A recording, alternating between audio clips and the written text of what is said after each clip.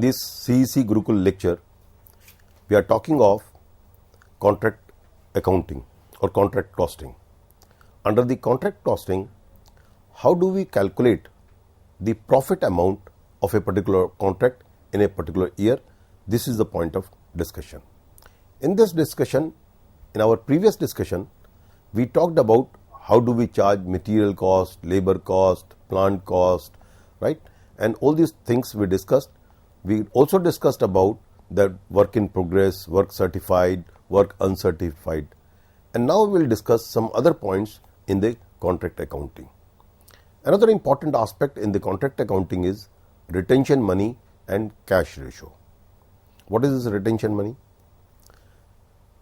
In my previous lecture on the work in progress and the work certified, I said when the architect certifies the amount of work or the percentage of work, normally the contractor does not pay, contractee does not pay the full amount of the work certified to the contractor. To what extent the amount of work certified will be paid to the contractor, that depends on the contract between the two parties, right? So we call it cash ratio. Suppose in a contract of 100 crore rupees, the work certified is 50 crore rupees. Normally the contractee is not going to pay full 50 crore rupees. It will make a contract at the time of signing the contract, the agreement will be made that whatever the amount, whatever the percentage of work that is being certified by the architect, 80% of it will be paid to the contractor. So if 50 crore rupees is being work certified, so 80% of 50 crore rupees, that comes to 40 crore rupees. So the contractee will pay 40 crore rupees. So the contractee may pay a fixed percentage, say 80% or 90% of the work certified, depending on the terms of contract. This is called cash ratio. Cash ratio means the percentage of money that is being paid to the contractor of the work certified. And this remaining 20%, I said out of a work certified of 50 crore rupees, 40 crore rupees, if the cash ratio is 80%, 40 crore will be paid. So this remaining 20% is called retention money. The question is that why the contractee retain this 20%? Like I've already said this point, that if cash ratio is 75%, the retention will be remaining 25%. In our example, the cash ratio was 80%, so the retention money is 20%. So this retention money is a type of security. I said why it is being kept. So this retention money is a type of security for any defective work which may be found in the contract later on. That is, if the contractee find that after a period of time the work that has been certified, there is some defect which could not be found by the architect at the time of certifying, then for that purpose the retention money can be utilized, or I would say the contractee can force the contractor or can ensure that the work that is being already undertaken, the defective work must be corrected, right? So this means this retention money work as a cushion. This also work as a deterrent for the contractor to leave the contract incomplete if he finds the contract unprofitable. Many times we heard this, that contractor has left the work. Sometime what happens, that contractors take the part payment, right, of the work they have already completed, and if they find that the work is not profitable, the contract is, they estimate that the work is not profitable, they leave the contract in between. So in order to protect themselves, what the contractor does, that it does not make the full payment of the work that is being certified by the architect. The retention money may also be adjusted against penalties that become due if the contract is not completed within the stipulated time as per the terms of agreement. Normally when the contract is being undertaken and the agreement is being made between the two parties, they make a clause in the agreement that in this much time the work will be completed, right? Suppose the time limit is 2 years, that within 2 years the work must be completed. If the work goes beyond 2 years and it is because of the reasons, that can be controlled by the contractor, then there may be a penalty clause. So this retention money can be used to excise that penalty by the contractee. Extra work.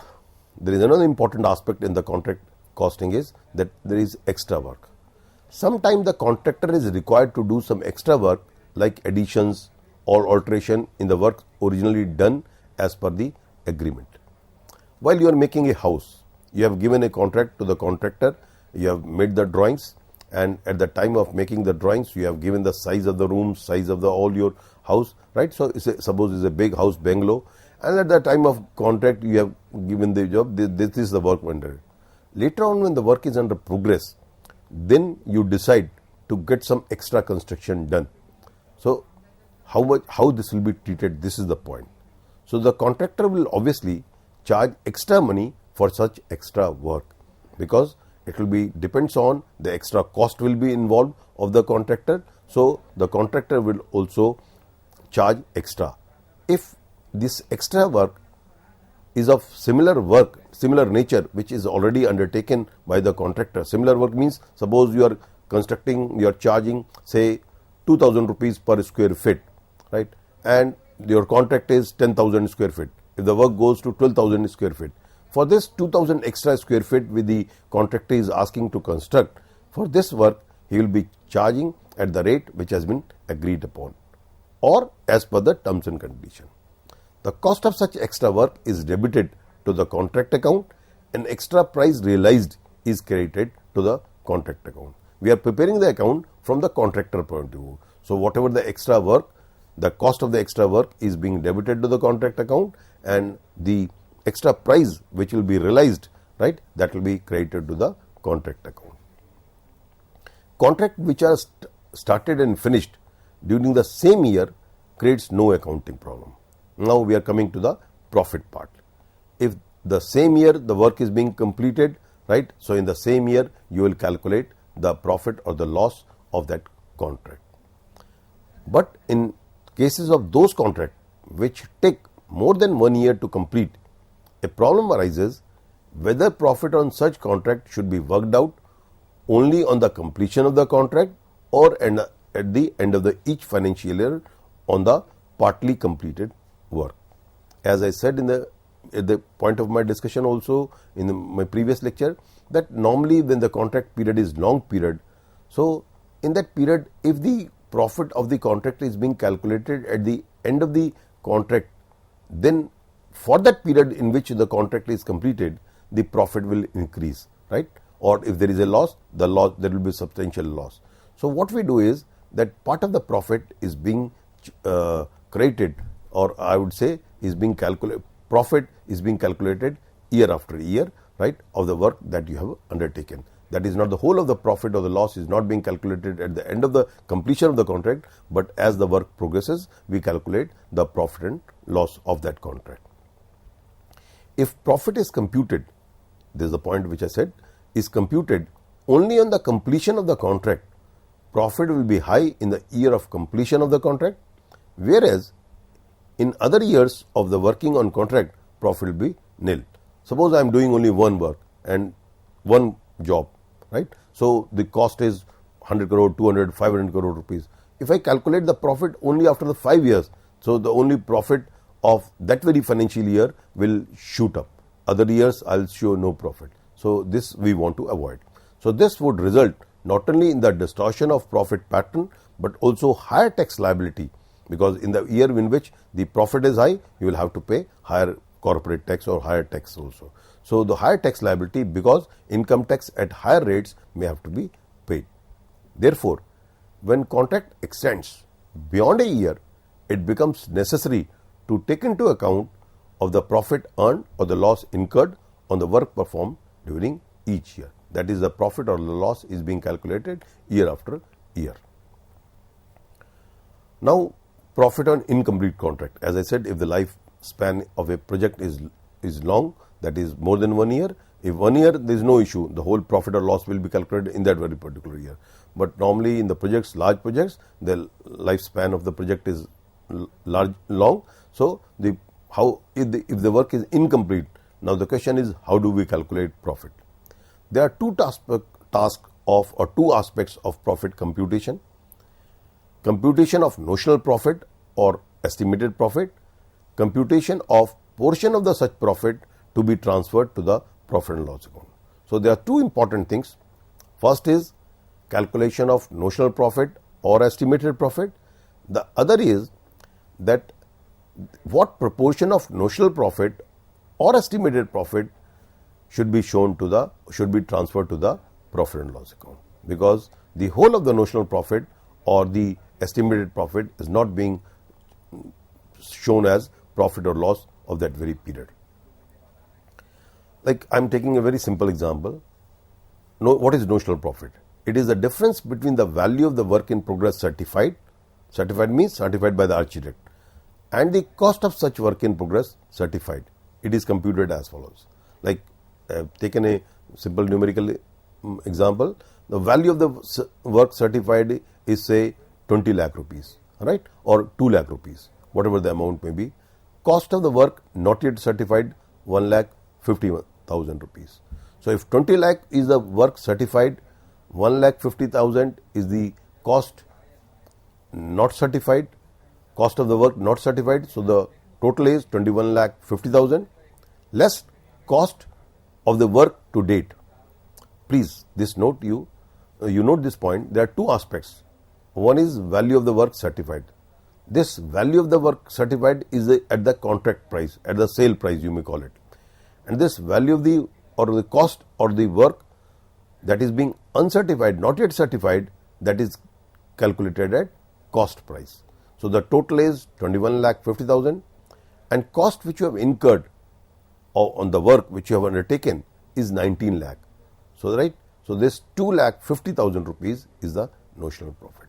So what you are noticing here is it includes the value of the work certified plus cost of the work not yet certified, that comes the total, and minus the cost that have been incurred in order to do that job. That is called work in progress, right? So whatever the cost we have incurred, we are deducting it. The difference is called notional profit. So if in any year the cost of work done exceed the value of the work certified and uncertified, the result will be notional loss. Means it is all simply simplistic calculation. And there is another term which we call it estimated profit. There is a term called notional profit. There is a term called estimated profit. Estimated profit represents the excess of contract price over the estimated total cost of the contract. Now I am not talking of the work certified and work not yet certified. I am saying what is the estimated profit. There is a difference of the two terms, notional profit and estimated profit. Earlier I talked about notional profit, which is being calculated on the base of work certified and work not yet certified. Now I am talking of estimated profit. Simply contract price minus total cost already incurred, right? So means cost incurred on all that contract. So this is called, like in our example, 30 lakh is the contract price, 21 lakh is the cost already incurred for doing that work, right? So 9 lakh is the amount less estimated additional cost to be completed in that contract, because earlier in the top we have taken the full contract price 30 lakh, 21 lakh we have already incurred, right? So is 30 lakh minus 21 lakh 9 lakh, and out of this 9 lakh rupees, still since the work is under progress, so you estimate that how much extra cost the company will have to incur for completing this contract, and you estimate that additionally 3,50,000 rupees will be required for additional, will be costing us to complete this project. So this 9 lakh minus 3,50,000, this 5,50,000 is the estimated profit. So this is the methodology by which, or simplistic way by which you can calculate estimated profit. So we are discussing how do we calculate profit on incomplete contract. So portion of the notional profit or estimated profit to be transferred to the profit and loss account. Whatever the notional profit or estimated profit we have calculated, in my previous example we have calculated that estimated profit is 5,50,000 rupees, and when I was talking of notional profit I said 2,50,000 rupees is the notional profit in our examples. So but this portion, this 2,50,000 or 5,50,000 figures estimated profit or notional profit, the whole of this notional profit or estimated profit will not be treated as profit or the loss of the business, right? What we do, a portion of this notional profit, a portion of this estimated profit is being treated as profit or being transferred to the profit and loss account. So what proportion of notional profit or what proportion of estimated profit is being treated as profit or the loss of that accounting year? I mean, there is no hard and fast rule, but normally we follow these things. So it depends upon the stage of completion of the contract, ratio of work in progress or certified or to total contract price. For this purpose, work in progress uncertified is not being considered. What it means is that for transferring to profit and loss account, we estimate or we see that what proportion of the work is being certified by the architect. We call it certified work or certified work in progress. Prudence requires that the total of the notional profit should not be transferred to profit and loss account, but a portion of it should be withheld as a reserve to meet any unforeseen future expenses or the contingency. I am talking this from the contractor point of view. Whatever the notional profit is, it will not be presumed or treated as profit or the loss of that particular year. Because suppose you are saying that 2,50,000 is my notional profit. If you show it as a profit of a particular year, in the next accounting period, supposing some unforeseen expenses arises, right? So in that way, your loss figure will be increased, right? So what you do is that you charge or you show the profit or you transfer to the profit and loss account a part of the notional profit. So there is no hard and fast rule in this regard. However, the following general rules may be followed. This is very important to understand. When work in progress certified is less than 1/4, like in a contract of 100 crore rupees, the work certified by the architect or by the engineer is less than 25 crore rupees, then no profit is transferred to the profit and loss account. Means if the work in progress is less than 25%, nil amount or no amount is being treated as profit.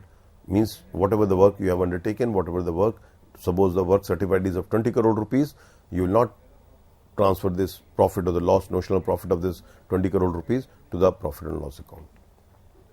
The other is, if the work certified is 1/4 or more, that is more than 25% or more than 25%, and less than half, that is 50%, right, of the contract price. So from 25 crore to 50 crore in a 100 crore project, right?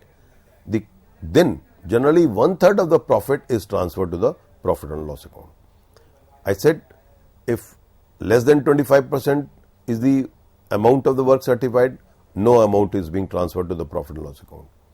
If the work certified is 25% to 50%, right, less than 50%, then 1/3 of the profit is being transferred to the profit and loss account. The balance amount is treated as a reserve. Thus, profit is transferred to the profit and loss account is computed by the following formula. Notional profit into 1/3, or it may be said like this, notional profit into 1/3 into cash received upon work certified. So whatever the method you want to use it, right? So basic, methodology is you transfer 1/3 of the profit of the notional profit to profit and loss account if the work certified is between 25% to 50%, right? So that is only 1/3 of the profit, notional profit, will be transferred. If the work certified is 50% or more, up to 90%, 9/10 means 90%. When the work certified is half or more, but less than 90% of the contract price, that is 50% to 90%, the profit to be transferred to the profit and loss account will be 2/3. That is 2/3 of the notional profit will be transferred to the profit and loss account. So the notional profit into 2/3 or notional profit into 2/3 into cash received upon work certified. So this is the methodology by which you certified. And now, if it is the work is about to complete, when the contract is near completion, then the estimated profit should be calculated on the base of whole contract. Means you have almost 99%, 98%, 99% work is being earned. We are talking of normally that situation. Means more than 90%. The proportion of estimated profit to be transferred to profit and loss account is computed by any of the following formula. So, estimated profit into work certified divided by contract price, or as we discussed in the previous example, that it may be estimated profit into work certified divided by contract price into cash received upon work certified, that is the proportion of the cash received of work certified and the work certified of the contract price. Or it may be estimated profit into cost of work to date divided by estimated total cost to work. Or it may be estimated profit into cost of work to date divided by estimated total cost to work into cash received upon work certified. So, by this methodology, you can calculate the amount of profit that will be transferred to the profit and loss account when the work is about to complete. When I say about to complete, means it is more than 90%. When I am talking of loss, there may be profit, there may be loss also. So, as I have been saying, when we are talking of profit, it may be loss also.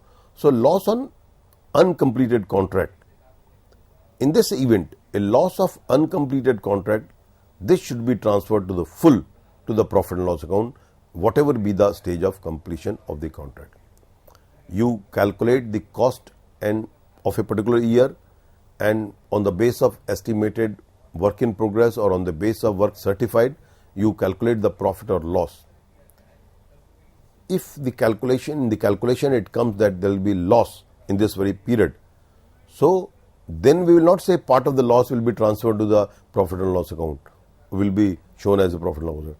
The whole of the loss, whatever the stage of completion, whether 40%, 50%, 30%, 60%, 80%, whole of the loss, it is just to use prudence concept, right? So, the whole of the loss will be shown in that year, particular year. So, now we are talking of a very simplistic example of contract. Means with the help of example, we are showing how you prepare the contract account. The following expenditure was incurred on a contract of rupees 16 lakh for the year ending 31st December 2019. Means we are presuming in a calendar year, not we are taking financial year, we are taking calendar year. So, the contract is of 16 lakh rupees and the contractor has incurred the cost of material 2,50,000, wages 3,40,000, plant 60,000. We are presuming that in this contract, which the price of the contract price is 16 lakh rupees, that is the agreement says that the contractor will be paying 16 lakh rupees, right? So, overhead is 20,000 rupees. Cash received on account of the contract till 31st December 19 was 6,40,000 rupees. Being 80% of the work certified, that is 6,40,000 is the cash received, which is 80%. What it means is the work certified is in our example is 6,40,000 divided by 80 into 100, that comes to be 8 lakh rupees. So, it means the architect must have certified the work of 8 lakh rupees. So, this is the cash received and this cash received is 6,40,000. The value of the value of the material in hand was 20,000. That is at the end of the period, the material is 20,000 rupees. The plant has undergone 20% depreciation, right? So, whatever the plant value is, 20% of it will be shown as depreciation in that period, right? So, you prepare the contract account. So, let me quickly solve how do you prepare the contract account. We will prepare contract account of such and such number contract. I have not given in this example. The contract normally you have a contract number also, right, of 31st December 19. So, material is given in this our example that 2,50,000 worth of material has been used. It is given in this example 3,40,000 rupees is of the wages. It is given in the example that at the end of the period you have material worth 20,000 rupees. That is the closing balance value of the material. Then you have plant in hand, that is 6 lakh rupees. I mean plant, this is the value of the plant is 6 lakh rupees, and of this 6 lakh rupees 20% is the depreciation. During the period the depreciation is 20%. So you depreciate 20%, that comes to be 1,20,000 rupees. So at the end of the period, the value of the plant is 4,80,000 or 48,000. If it is 60,000, so the 20% is the depreciation. So the plant is shown as 48,000 rupees. So material, wages, material in hands, plants in hand, right? And you will also show the 60,000 rupees on the debit side, where we have shown on the top of the side the plant 60,000 rupees. So you have depreciated. There can be two ways of treating it. Either you can show directly this depreciation part on the debit side, or you show the full value of the plant 60,000 rupees on the debit side and 48,000 rupees on the credit side. The things are same, right? 20% you have to depreciate, that comes to be 12,000 rupees, right? So this is the depreciation part. Now the work in progress, now on the debit side, overhead is 20,000 rupees, and on the credit side, in our example we have said the contractor receives 6,40,000, which is 80% of the work certified. So what is the value of the work certified? 6,40,000 into 100 by 80, it comes to be 8 lakh rupees. So I'll say value of the work certified 8 lakh rupees. So this comes 8,68,000 rupees on the credit side. So on the credit side, you have shown work certified, the value of the material that is in hand, the value of the plant that is in the hand, right, at the end of the year. So the difference is your notional profit. So 8,68,000 is the credit side, and your difference of the credit side and the debit side is called notional profit, which is 1,98,000 rupees in our example. And now out of this 1,98,000 rupees, whole of the amount will not be transferred to the profit and loss account, right? So since 8 lakh means 50% of the work has been certified. So I said in my previous discussion with you just now that normally when the 50% work is completed, 2/3 of the 50% to 90%, 2/3 of the profit is being transferred to the profit and loss account. So I'll simply say 1,98,000 multiplied by 2/3 multiplied by 80% into 100. That is work certified upon the total contract price, which is 80%. That comes to be 1,05,600 rupees. So in this case, the first step is we have calculated notional profit. Notional profit is the difference between cost and the work certified and the value of the plant and material at the end of the period. And then of this notional profit of 1,98,000 rupees, a part of it is being transferred to the profit and loss account, which in our example is 1,05,600, because 50% work is completed. I said 2/3 is normally transferred. So 1,98,000 into 2/3 into the work certified upon the contract price, which is 80%, right? So this remaining amount of 92,400 will be shown as reserve. So in this way you prepare by taking in a simple example. We have shown here, we have discussed here that how you calculate the profit and how much amount will be transferred to the reserve account. Thank you very much.